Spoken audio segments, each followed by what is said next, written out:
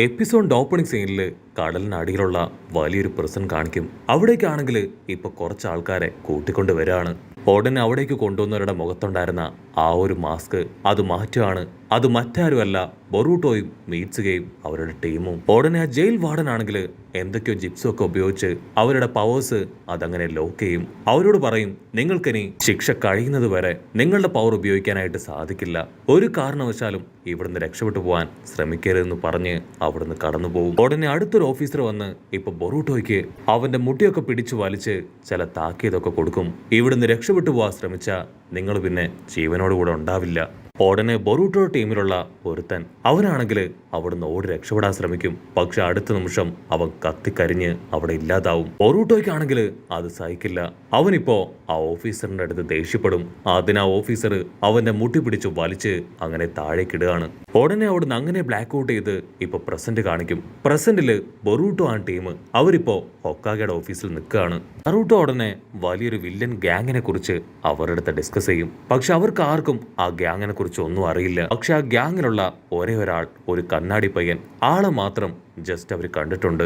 ഉടനെ ഷിക്കമരു പറയും, ആ ഒരു വില്ലൻ ടീമിൽ ഇവൻ മുമ്പ് ഒരു മെമ്പർ ആയിരുന്നു. അതിനുശേഷം അവൻ ആ ടീമിൽ നിന്ന് പുറത്തു വന്ന് ചില ഭോഷണമായിട്ടൊക്കെ ബന്ധപ്പെട്ട് ഇപ്പോ നമ്മുടെ തന്നെ ഒരു പ്രിസണിൽ ലോക്ക് ചെയ്ത് വെച്ചിരിക്കും. ഇവന്റെ പഴയ ടീമിലുള്ളവര് അവരുടെ ഇൻഫർമേഷൻസ് അതൊന്നും തന്നെ ലീക്ക് ഔട്ട് ആവാതിരിക്കാൻ ഇവനെ കൊല്ലാൻ ശ്രമിക്കുന്നുണ്ട്. സോ ഒരു പക്ഷേ നമ്മൾ ഇവനെ പ്രൊട്ടക്ട് ചെയ്ത് അവനെ സേവ് ചെയ്യുകയാണെങ്കിൽ ടീമിനെ കുറിച്ചുള്ള എല്ലാ സീക്രട്സും ഇവൻ നമുക്ക് പറഞ്ഞു തരാനുള്ള ചാൻസ് ഉണ്ടെന്ന് ഇപ്പൊ ഷിക്കമരു ആണെങ്കിൽ എല്ലാവരോടുമായിട്ട് പറയും. നറൂട്ടോ ആണെങ്കിൽ ഉടനെ ബൊറൂട്ടോയെയും മീറ്റ്സുകയും അവർ രണ്ടുപേരെയും അവനെ പ്രൊട്ടക്ട് ചെയ്യാനായിട്ട് പ്രിസണിലേക്ക് പറഞ്ഞയക്കും. ആക്ച്വലി നിങ്ങൾക്ക് രണ്ടുപേർക്കും ചുനിയൻ ലെവൽ പവർ ഉണ്ട്. സോ അതുകൊണ്ടാണ് ഈ ഒരു മിഷന് നിങ്ങൾ രണ്ടുപേരെ സെലക്ട് ചെയ്തത്.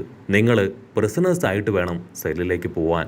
അവിടുന്ന് അങ്ങനെ കട്ട് ചെയ്ത് അവർക്ക് രണ്ടുപേർക്കും പ്രിസണേഴ്സിന്റെ ഡ്രസ്സൊക്കെ കൊടുത്ത് ഒരു സെല്ലിലേക്ക് പറഞ്ഞയക്കുകയാണ്. സാറുടെ ആണെങ്കിൽ ഒരു റിപ്പോർട്ടറിന്റെ ഗെറ്റപ്പില് ആ സെല്ലിലേക്ക് അയക്കും.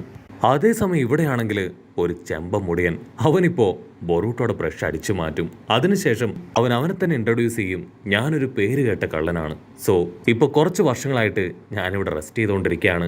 ഈ സെല്ലില് ഒരു നിയമമുണ്ട്, ഇവിടെ ആർക്ക് എന്ത് കിട്ടുന്നോ അത് കൈവശപ്പെടുത്താം. സോ നിന്റെ പുതിയ ബ്രഷ് അതെനിക്ക് കിട്ടി. സോ അതിനി എന്റേത് മാത്രമായിരിക്കും എന്ന് പറയും. ഉടനെ മീച്ചിക നൈസായിട്ട് അവന്റെ ഒരു ബുക്ക് അടിച്ചു മാറ്റും.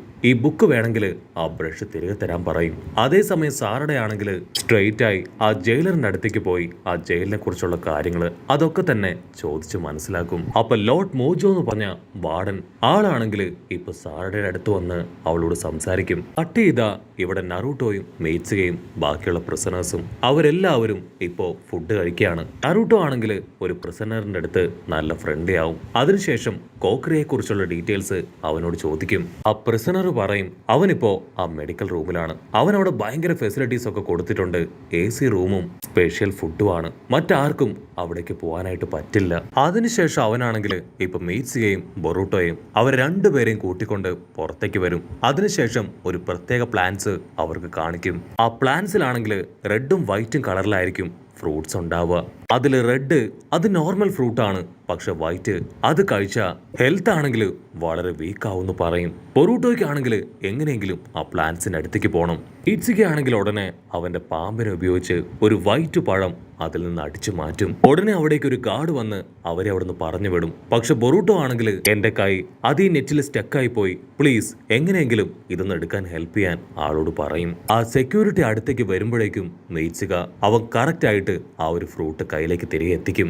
അതിനുശേഷം അവർ രണ്ടുപേരും ഇപ്പൊ റൂമിലേക്ക് പോവാണ്.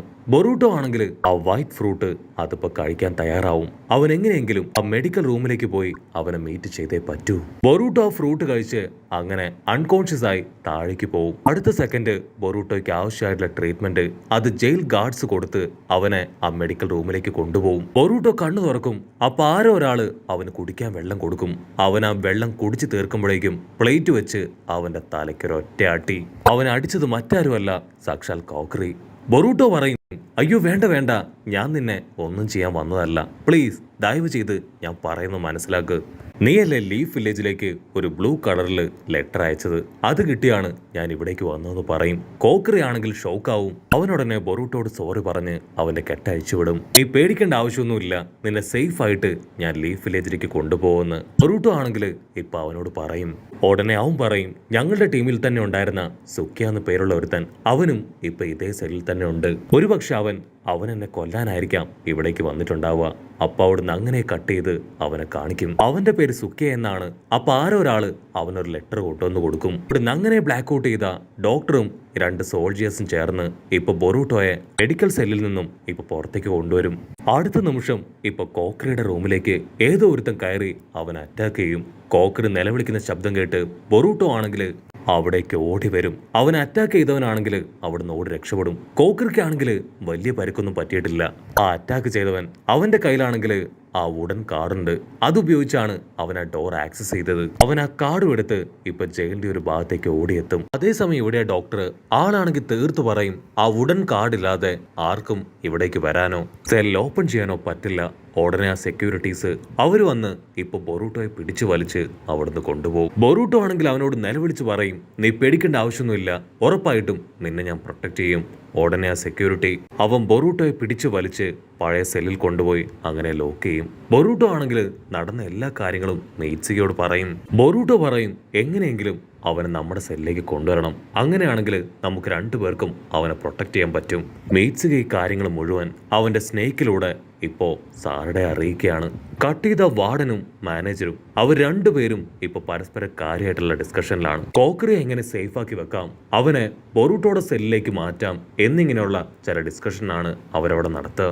പക്ഷെ വാർഡൻ മോജോ ആണെങ്കിൽ തീർത്തു പറയും, അവനെ തൽക്കാലത്തേക്ക് ബൊറൂട്ടോയുടെ സെല്ലിലേക്ക് മാറ്റാമെന്ന്. വേറെ വഴിയില്ലാതെ അവൻ അതിന് ഓക്കെ പറഞ്ഞ് പുറത്തേക്ക് പോകും. മോജോയ്ക്ക് ഉടനെ ഇപ്പൊ നല്ല രീതിയിൽ ചെസ്റ്റ് പെയിൻ അനുഭവപ്പെടും.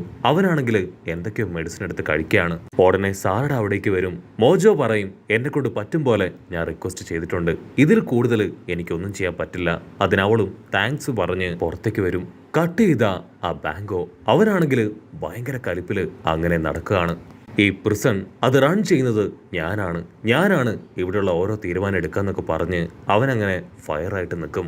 അവിടുന്ന് അങ്ങനെ ബ്ലാക്ക് ഔട്ട് ചെയ്ത മെയ്റ്റ്സുകയും ബൊറൂട്ടോയും അവർ 2 പേരും ഇപ്പൊ ലൈബ്രറിയിലേക്ക് വന്ന് ഒരു ബുക്ക് എടുത്ത് വായിക്കും. അതിലാണെങ്കിൽ താറയുടെ അവർക്ക് വായിക്കാൻ ഒരു ലെറ്റർ ഒളിപ്പിച്ചു വെച്ചിട്ടുണ്ട്. അവർ ആ ലെറ്റർ വായിക്കും. ലോർഡ് മോജോയ്ക്ക് ഈ പ്രിസണില് പവർ വളരെ കുറവാണ്. ആ ബാങ്കോയ്ക്കാണ് കൂടുതൽ അതോറിറ്റി. സോ അവന്റെ വീക്ക് പോയിന്റ് കണ്ട് അവനെ കയ്യിലെടുത്താൽ മാത്രമേ നമുക്ക് എന്തെങ്കിലും ചെയ്യാൻ പറ്റൂ. അതേസമയം ബാങ്കോ ആണെങ്കിൽ അവന്റെ റൂമിലിരുന്ന് ഡ്രിങ്ക്സ് ഒക്കെ കഴിക്കുകയാണ്. ഡ്രിങ്ക്സ് തീർന്നതും അവൻ ബോട്ടിലെടുക്കാൻ പുറത്തേക്ക് പോകും. അപ്പൊ സാറട അവൾ ആരും കാണാതെ ആ റൂമിലേക്ക് കയറി പറ്റി അവിടെ എന്തെങ്കിലും ഇൻഫർമേഷൻസ് കിട്ടോ എന്നറിയാൻ അവിടെ മുഴുവൻ ചെക്ക് ചെയ്യാനായിട്ട് തുടങ്ങും. അതേസമയം ബാങ്കോ ആണെങ്കിൽ സ്ട്രെയിറ്റ് ആയിട്ട് നടന്ന് ആ സുക്കിയുടെ അടുത്തേക്ക് വരും. സുക്കിയ ആണെങ്കിൽ കുറെ പ്രീഷ്യസ് ആയിട്ടുള്ള സ്റ്റോൺസ് അവന് കാണിച്ചു കൊടുക്കും. ഈ സ്റ്റോൺസ് അത് മുഴുവൻ ഞാൻ നിനക്ക് തരാം, പക്ഷേ എനിക്ക് നീ ഒരു ഫേവർ ചെയ്യണം. കോക്രിയെ അവനെ നീ കൊല്ലണം. സോ അഡ്വാൻസ് ആയിട്ടാണ് ഇത് ഞാൻ നിനക്ക് തരുന്നത്. അവനെ കൊല്ലുകയാണെങ്കിൽ പ്രതിഫലം വളരെ കൂടുതലായിരിക്കും പറയും. അവനാണെങ്കിൽ പ്രത്യേകിച്ച് ഒന്നും പറയാതെ അവിടുന്ന് എഴുന്നേറ്റ് പോകും. അവിടുന്ന് അങ്ങനെ ബ്ലാക്ക് ഔട്ട് ചെയ്ത ഇവിടെ സാറയുടെ ആണെങ്കിൽ അവന്റെ റൂം മുഴുവൻ അരിച്ചു പെറുക്കും. ചാരടയ്ക്കാണെങ്കിൽ ആ റൂം മുഴുവൻ അരിച്ചു പെറുക്കിയിട്ടും ഇമ്പോർട്ടന്റ് ആയിട്ടുള്ള ഒന്നും തന്നെ കിട്ടില്ല. അവൾ ഉടനെ ഇപ്പൊ ആ റൂം തുറന്ന് പുറത്തേക്ക് പോകും. അതിനുശേഷം ബൊറൂട്ടോ മീറ്റ്സുകയാണെങ്കിൽ ബാക്കിയുള്ള പ്രിസണേഴ്സിന്റെ കൂടെ പുറത്തേക്ക് വരും. ബൊറൂട്ടോയും മീറ്റ്സുകയാണെങ്കിൽ എങ്ങനെയെങ്കിലും ബാങ്കോയുടെ വീക്ക്നെസ് അതെന്താണെന്ന് മനസ്സിലാക്കാൻ ഒരുപാട് കഷ്ടപ്പെടും. പക്ഷെ ഒരുപാട് നേരം ശ്രമിച്ചിട്ടും അവർക്ക് ഒരു ക്ലൂവും കിട്ടില്ല. ഉടനെ ചെമ്പമുടിയനാണെങ്കിൽ ഇപ്പൊ ബറൂട്ടോട് പറയും, ഹാങ്കോയുടെ വീക്ക്നെസ് അതറിയാവുന്ന ഒരാൾ നമുക്കിടയിലുണ്ട്. അവൻ ഇവിടെയുള്ള പ്രിസണേഴ്സിന്റെ എല്ലാം തന്നെ കിങ് ആണെന്ന് പറഞ്ഞ് ഇപ്പൊ ബൊറൂട്ടോയും മീറ്റ്സുകയും കൂട്ടി അവന്റെ അടുത്തേക്ക് വരും. ബൊറൂട്ടോ ആണെങ്കിൽ സ്ട്രെയിറ്റ് ആയിട്ട് ആളോട് കാര്യം ആവശ്യപ്പെടും. അതിനാള് പറയും, അങ്ങനെ വെറുതെ ഒന്നും ഇൻഫർമേഷൻ തരാൻ പറ്റില്ല. നീ സ്ട്രോങ് ആണെന്ന് എനിക്ക് ബോധ്യപ്പെടുകയാണെങ്കിൽ മാത്രം നിനക്ക് ഞാൻ ഇൻഫർമേഷൻസ് തരാം. അതിന് നീ ഒരേ ഒരു കാര്യം ചെയ്യണം. ദൂരത്തായിട്ട് കാണുന്ന ആ ലൈറ്റ് ഹൗസിലെ അവിടുത്തെ ആ ബൾബ് അത് നീ അഴിച്ചുകൊണ്ട് വരണം. രാത്രിയിൽ കിടക്കുമ്പോൾ ആ ലൈറ്റ് അതെനിക്ക് ഭയങ്കര ഇറിറ്റേഷൻ ആണ്.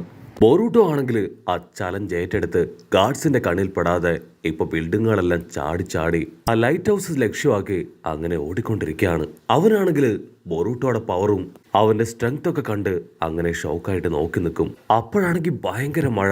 അവനാണെങ്കിൽ ആ മഴയിലും ആ ടവറിലേക്ക് വലിഞ്ഞു കയറി ആ ബൾബ് എടുക്കാനായിട്ട് അതിന്റെ തൊട്ടടുത്തേക്ക് വരും. അടുത്ത നിമിഷം അവന് ചുറ്റും ഇപ്പൊ ലൈറ്റ്സ് ഒക്കെ റൈസപ്പ് ആവും. ഒരുപാട് സോൾജേഴ്സ് അങ്ങനെ നിൽക്കുകയാണ്.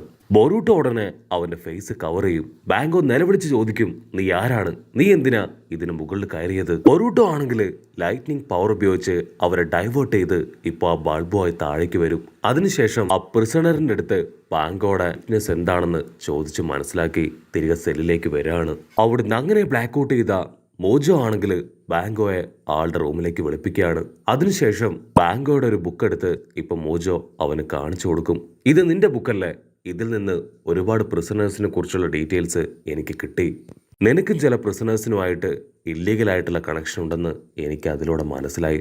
ബാങ്കോ ആണെങ്കിൽ അതൊക്കെ കണ്ട് ടെൻഷനായി മോജോയോട് സോറി പറയും. മോജോ ആണെങ്കിൽ ഫുൾ കലിപ്പില് ബാങ്കോയെ അവിടുന്ന് പറഞ്ഞയക്കും. അതിനുശേഷം കോക്രിയെ ഇപ്പോ ബൊറൂട്ടോയുടെ സെല്ലിലേക്ക് അയക്കുകയാണ്. അതിനുശേഷം ഒരു ഡോക്ടറും ആളുടെ അസിസ്റ്റന്റും അവർ രണ്ടുപേരും സ്ട്രെയിറ്റ് ആയിട്ട് ബാങ്കോയുടെ അടുത്തേക്ക് വരും. ഡോക്ടർ പറയും, 2 ദിവസങ്ങൾക്ക് മുൻപ് എന്റെ അസിസ്റ്റന്റിന്റെ കയ്യിലുണ്ടായിരുന്ന ആ വുഡൻ കാർഡ് അത് നഷ്ടപ്പെട്ടു പോയി. ഉടനെ സോൾജിയേഴ്സ് എല്ലാവരും ഇപ്പോ അവിടെയുള്ള ഓരോരുത്തരായിട്ട് ചെക്ക് ചെയ്യാനായിട്ട് തുടങ്ങും. ബൊറൂട്ടോ ആണെങ്കിൽ ഇക്കാര്യം അറിഞ്ഞ് ടെൻഷനാവും. കാരണം അന്നേ ദിവസം ഓപ്പൺ ചെയ്തു വെച്ചിരുന്ന ഒരേ ഒരു സെല്ല് അത് ബൊറൂട്ടോയുടെ സെല്ലാണ്. സോ ബൊറൂട്ടോയുടെ സെല്ലിലുള്ള ആരോ ഒരാളാണ് ആ കാർഡ് അടിച്ചു മാറ്റിയത്. ബൊറൂട്ടോ ആണെങ്കിൽ ആ സെല്ലിലുള്ള 3 പേരെ അവരെ ഇമാജിൻ ചെയ്യും. അതിൽ ആരോ ഒരാളാണ് അത് ചെയ്തതെന്ന് അവനങ്ങനെ കാര്യമായിട്ട് കാൽക്കുലേറ്റ് ചെയ്യുന്നതോടു കൂടെ ഈ ഒരു എപ്പിസോഡും അവസാനിക്കുന്നു.